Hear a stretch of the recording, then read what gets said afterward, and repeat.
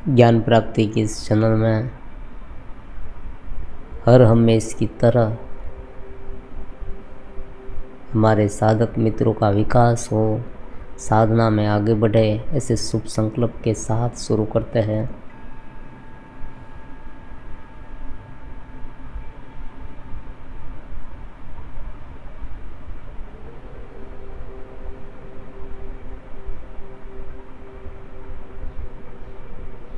आज का हमारा ज्ञान ध्यान का सत्संग का विषय शक्तिपात है। प्रश्नोत्तरी विभाग में अलग अलग साधक के प्रश्न मिले हैं, उनमें से एक प्रश्न पर आज हम चर्चा करने वाले हैं। कौशिक परमार जी ने हमें बहुत सुंदर सा प्रश्न पूछा है, शक्तिपात क्या है और शक्तिपात के माध्यम से कितना फ़ायदा होता है साधक को, उनके बारे में बताने की कृपा करें गुरुदेव।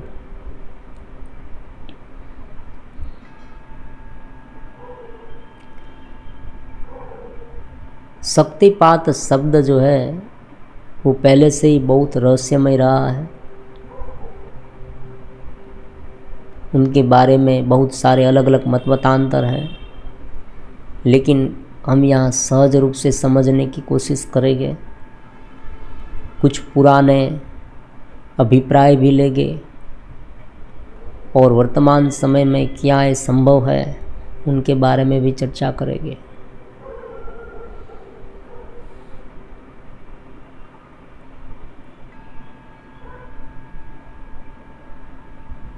साधक जब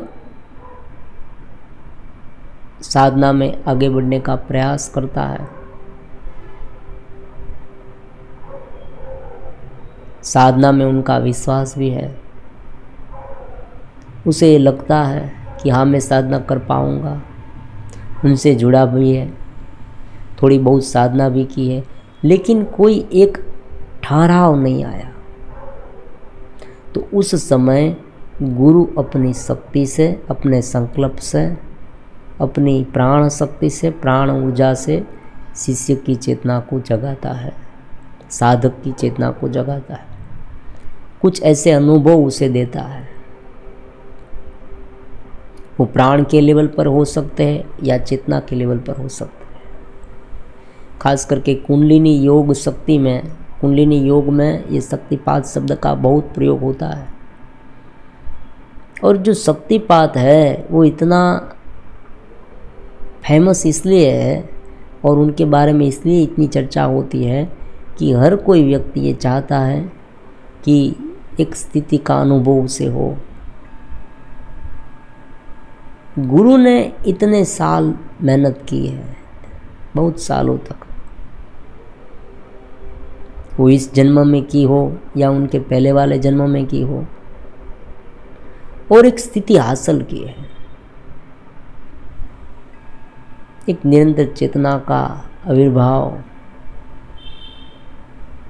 जिसे निर्विकल्प समाधि भी कह सकते हैं, योगारूढ़ स्थिति भी कह सकते हैं, आत्मस्थिति भी कह सकते हैं। ऐसे जो गुरु है वो अपने साधक में, अपने शिष्य में एक ऐसी चेतना प्रदान करे, एक ऐसी शक्ति प्रदान करे जो थोड़े समय के लिए होती है,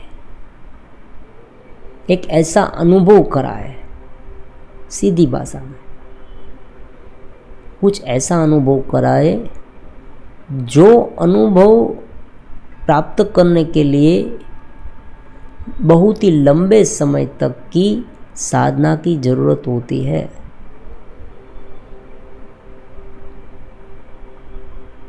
घेरे को मोल्ड करते करते, ध्यान ज्ञान का अभ्यास करते करते,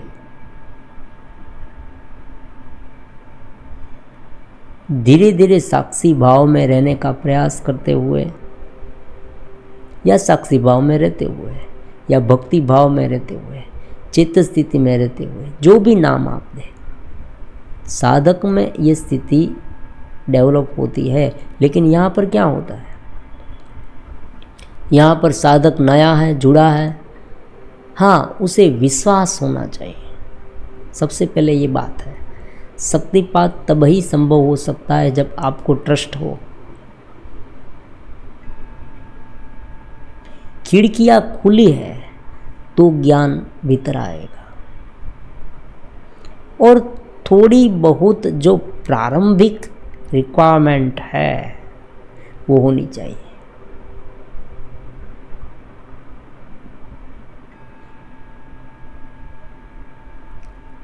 फिर साधक इतना गूंच में है, मन के स्तर पर हो, बुद्धि के स्तर पर हो, या कोई भावनात्मक स्तर पे हो, उलझा हुआ है। वो ध्यान करना शुरू करे, बैठे, गुरु उसे कहते हैं कि तुम ध्यान शुरू रखो, और एकाएक ऐसे अतीन्द्रिय अनुभव से होने लगे गुरु की संकल्प शक्ति से, तो उसे शक्तिपात कहा गया है। अब जो प्राण के लेवल पर शक्तिपात होते हैं ना, वो बहुत रिस्की होते हैं। और आज के ज़माने की बात करें तो ज़्यादातर मामले में ये शक्तिपात एक हिप्नोटिज्म जैसा हो जाता है। वास्तव में शक्तिपात नहीं होता, हिप्नोटिज्म हो जाता है। हिप्नोटिज्म में क्या होता है, व्यक्ति सम्मोहित हो जाता है। किस तरह से? कोई व्यक्ति को सामने बिठा दिया जाए और जो सामने वाला बोले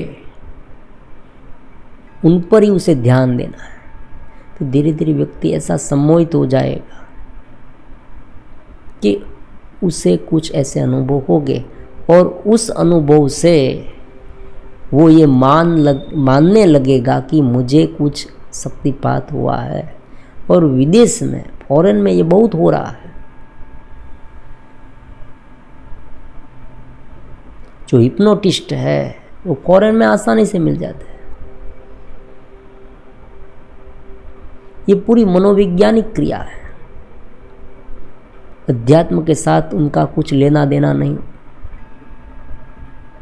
अचेतन माइंड के लेवल पर ये शक्तिपात होते हैं। उसे शक्तिपात नाम दिया जाता है, वास्तव में शक्तिपात नहीं, हिप्नोटिज्म है, सम्मोहित करने की क्रिया है। आपने वीडियो में कभी कभी देखा होगा कि कोई व्यक्ति लेटा हुआ है और ऊपर बैठे बैठे इस तरह से कोई हाथ हिलाता है और उनकी शक्ति इस तरह से खींचता है। ये सब वो सब ये जोल इस प्रकार का है। जो भी हो, हालांकि साधक को अगर थोड़ा बहुत लाभ होता है तो अच्छा है, इसमें कोई बुरी बात नहीं है कि भाई चलो उसे थोड़े अनुभव तो हुए कि ऐसा हो सकता है, फिर मैं प्रयास करूँगा तो धीरे धीरे मैं भी इस स्थिति तक अपने आप पहुँच पाऊँगा। तो ये प्राण के लेवल पर है। कुंडलिनी शक्ति सुसुप्त है, मन व्यग्र है, साधक प्रयास कर रहा है, साधक विश्वासु है।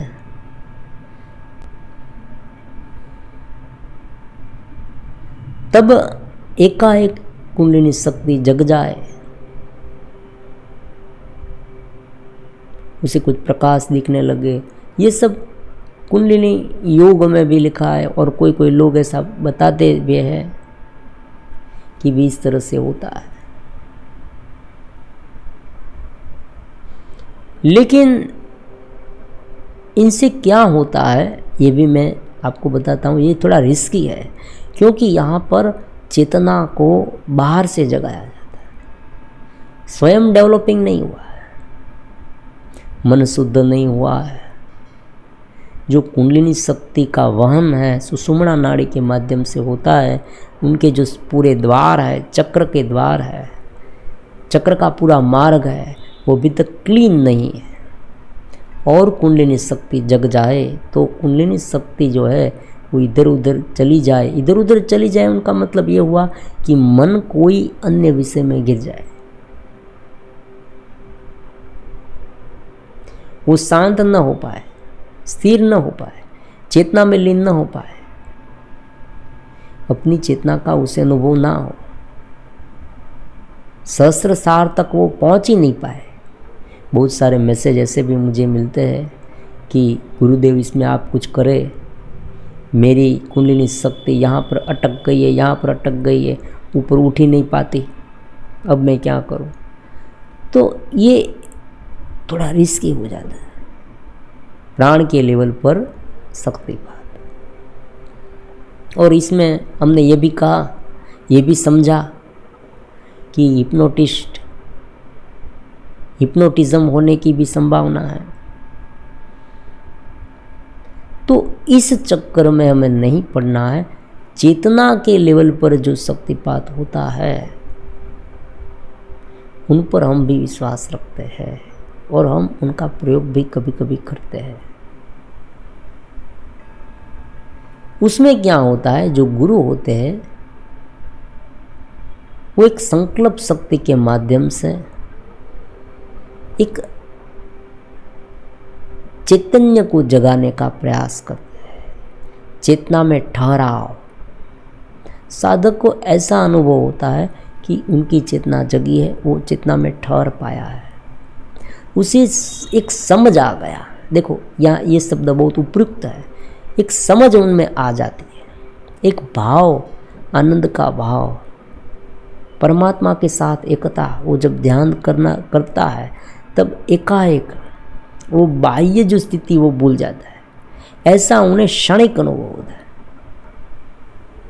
या आधे घंटे का हो सकता है या कुछ दिन का भी हो सकता है, साधक की जैसी पात्रता।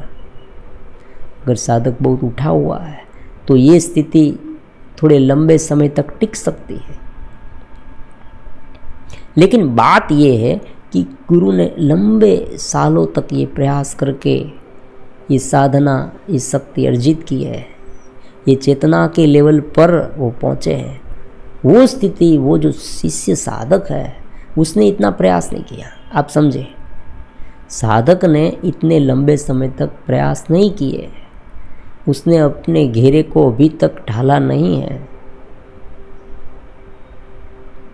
वो इतना साक्षी भाव में रहने का जो पूरी तरह से साधना करनी है वो अभी तक उसने नहीं की है। उनके बहुत सारे कर्म भी बाकी है, अनेक जन्म के हो सकते हैं, संस्कार हो सकते हैं। बार बार ये संस्कार उत्पन्न होते हैं और उन पर अटैक भी करते हैं। एक आक्रमण सा हो जाता है संस्कारों का, अलग अलग प्रकार के संस्कारों का।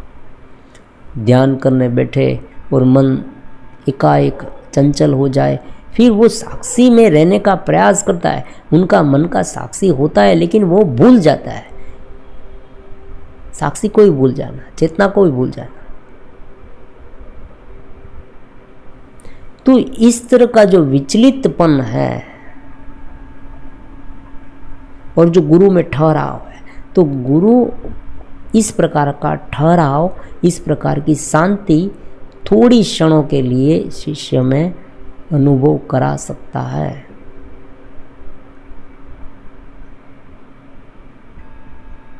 फिर साधक को ट्रस्ट आ जाता है। फिर साधक ये स्थिति लंबे समय तक टिक पाए ऐसा प्रयास करता है, अपने आप को मोल्ड करता है, ढालता है। उसे अध्यात्म में भी विश्वास आ जाता है कि हाँ ये हो सकता है। वास्तव में क्या होता है कि जब भी कोई साधक धीरे धीरे एक स्थिति तक पहुंचता है, तब अस्तित्व ही उसे गुरु क्षेत्र में प्रविष्ट कराते हैं।